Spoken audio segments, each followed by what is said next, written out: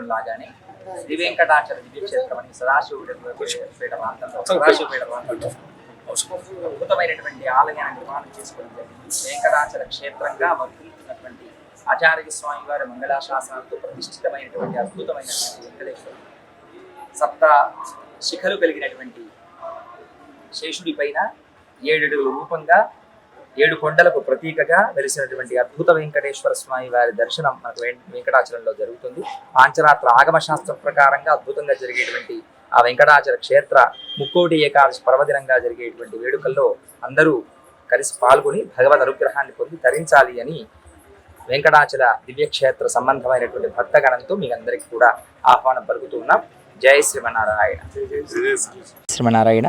శ్రీవైకుంఠపురం శ్రీ విరాట్ వెంకటేశ్వర స్వామి వారి దివ్యక్షేత్రం శ్రీ శ్రీ శ్రీ త్రిదండి జల శ్రీమన్నారాయణ రామానుజీయ స్వామి వారి దివ్య భవ్య మంగళ ఆశీ వైభవంతో అశేషమైనటువంటి భక్తుల రాకతో వైకుంఠ ఏకాదశి పర్వదిన సంబంధమైనటువంటి ఏర్పాట్లను చారిటబుల్ ట్రస్ట్ వారు జయశ్రీమన్నారాయణ చారిటబుల్ ట్రస్ట్ వారు అద్భుతంగా నిర్వహణ చేస్తూ ఉన్నారు. అందులో భాగంగా వైకుంఠ ఏకాదశి పర్వదినాన ఉత్తర ద్వార దర్శనం ప్రత్యేకించి మనం ఏర్పాటు చేయడం జరుగుతుంది. ప్రపంచంలో అతిపెద్ద వెంకటేశ్వరుడిగా వెలిసినటువంటి 14 అడుగుల విరాట్ స్వరూపమైనటువంటి వెంకటేశ్వరుణ్ణి దర్శించుకోవటానికి లక్షలాది మంది భక్తులు శ్రీవైకుంఠపురం వైకుంఠ ఏకాదశి పర్వదినాన్ని పురస్కరించుకొని వస్తారు. 23వ తారీఖు ఉదయం 4 గంటల నుండే శ్రీవారి దర్శనాలు ఏర్పాటవుతాయి. ప్రత్యేకించి వైకుంఠ ద్వారం నుంచి స్వామివారిని దర్శించుకోవటం, అందున గరుడారూఢుడైనటువంటి శ్రీనివాసమూర్తిని సేవించుకోవటం ఇహా పర సుఖాలను అనుగ్రహిస్తుంది అని పెద్దలు చెప్పినటువంటి వైభవం.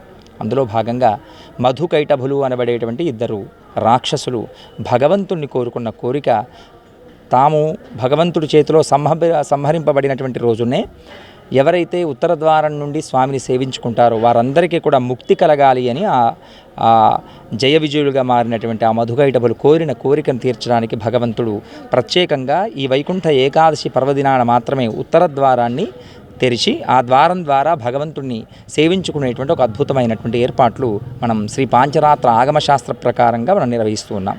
ఆచార్య స్వామివారు చిన్నజీర స్వామివారి మంగళాశిష్యులతో అద్భుతమైనటువంటి ఏర్పాట్లు జరుగుతాయి. సుమారుగా 120,000 నుంచి 150,000 మంది భక్తులు వచ్చేటువంటి అవకాశం ఉంది. వారికి తగినట్లుగా ఏర్పాట్లు కూడా అన్నీ కూడా జరుగుతున్నాయి.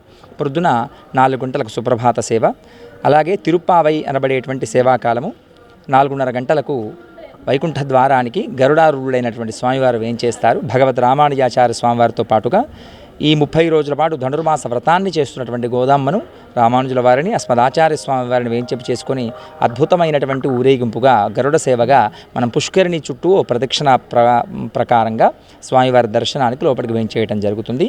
ఉదయం 6 గంటల నుండి ఇతరములైనటువంటి భక్తులందరికీ కూడా శ్రీవారి దర్శనాలు ఏర్పాటు చేయబడతాయి.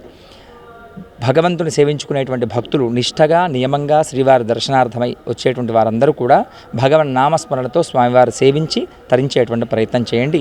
వేలాది మంది భక్తులు, అలాగే అధికారులు, రాజకీయ గణంతో కూడినటువంటి పెద్దలు అందరూ కూడా ఈ కార్యక్రమంలో అన్వయిస్తున్నారు. భగవంతుణ్ణి తప్పక సేవించండి, తరించండి, భగవత్ పరిపూర్ణమైన అనుగ్రహాన్ని పొంది తరించండి. అందరికీ ముక్కోటి ఏకాదశి పర్వదినం ఏకాదశి 23వ తారీఖు శనివారం రోజున ఆ వెంకటేశ్వరుణ్ణి కలవు వెంకట నాయక అన్నట్లుగా ఆ వెంకటేశ్వరుల దర్శనం మీ అందరికి అనేకములైనటువంటి శుభ ఫలితాలు అనుగ్రహించుగాక అని అస్మదాచార్య స్వామి వారిని ప్రార్థిస్తూ మీ అందరికీ ముక్కోటి ఏకాదశి పర్వదిన శుభాకాంక్షలు. జై శ్రీమన్నారాయణ.